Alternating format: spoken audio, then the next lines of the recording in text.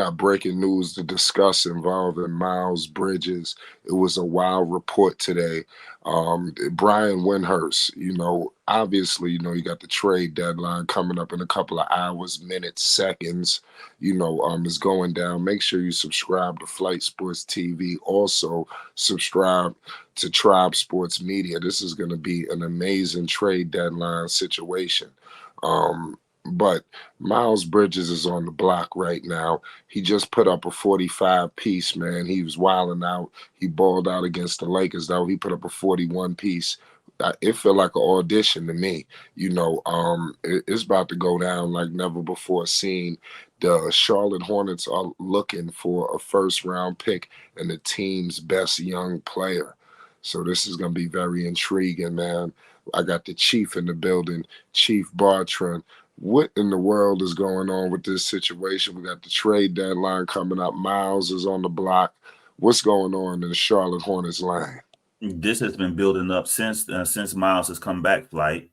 They did a careful PR with him to kind of ease him in. It went well. It was kind of awkward, but it went well.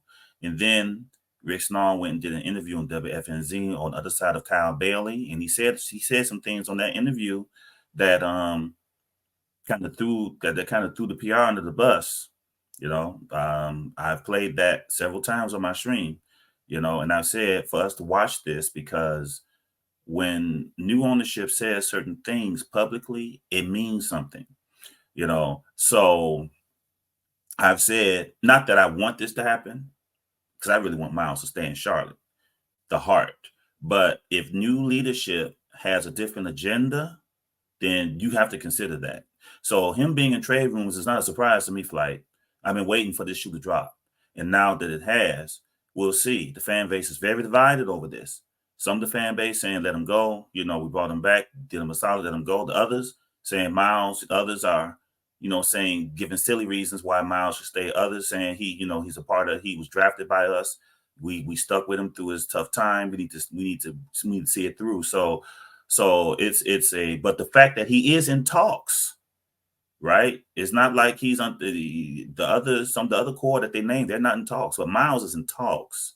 So they're entertaining talks. And now with Miles performing the way he's performing, basically that raises leverage. And no, you're not going to trade me for Nasir Little and a few bags of chips, man. You're going to have to give something up for him. Right now. The tricky thing is he's on a 1-year deal, qualifying offer, and he's an unrestricted free agent at the end of the season. Now he could do a solid with them and do a sign and trade, but we're on the other side of Rich Paul now. So it's going to be it's high risk, high stakes on both sides of this, bro. It's exciting to watch. I'm just sitting down intrigued at what's going to happen. I am. Yeah. What do you think about Miles putting up all these points? Is he auditioning for something? How do you see this? Miles Bridges cannot be unproductive on a 10-win team and expect a large bag. Flight. He has to show his worth if you want a bag. If Miles Bridges is unproductive and this team is not winning, he has to put up the numbers, man, because he can't point to no win-loss record. Because the argument will be, okay, you scoring these points, but your team's only won 10 games. Where are you in this? So he has to produce in a way that will entice teams to want him, to say that he's in a bad situation. Quote unquote, Terry Rozier always threw a little shade, where other teams will say he just needs to be brought out of that situation. He'll fit better with us because that team isn't, quote unquote, going anywhere anyway. I'm not saying this to throw shade at no team, nothing at the Hornets. I'm just saying this is discussion, fan discussion, GM discussions now. So get out your damn feelings. Everything. So yeah, we'll see how it goes. Wendy is talking. So if they get a good deal, they may not want to take a chance this offseason and tell the truth. Miles may not want to take a chance. A new GM is coming in. There's rumors about Mitch. Flight. Rumors are beginning to surface about Mitch now. So a new GM is going to have a different agenda. A new GM is not coming in with Mitch's agenda. Flight. A new GM is going to want to make his mark and want his people, his guys. Is Miles a part of that from the owners? But because they haven't outright said it, and because Miles is in deals being talked about, the new GM doesn't have an incentive to push for Miles, or depending on what the vision of the new GM, they may not want to give Miles the bag he wants. All that is possible, or they could give him the bag. They got the money now, So we'll see, Flight. Yeah, we will see. The Charlotte Hornets are looking for a first round pick and the team's best young player. What could that do for Charlotte right now?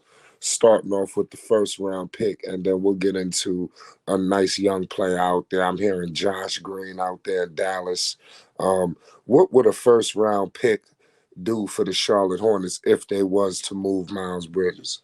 Well, because it's time for them to stack. It's time for them to stack talent now, like the other teams have done that they have failed to do because they were busy clinging to Gordon Hayward and Terry Rozier. They're behind in this area, Flight. They should have been done this the way OKC, Houston, Detroit, and Orlando are doing.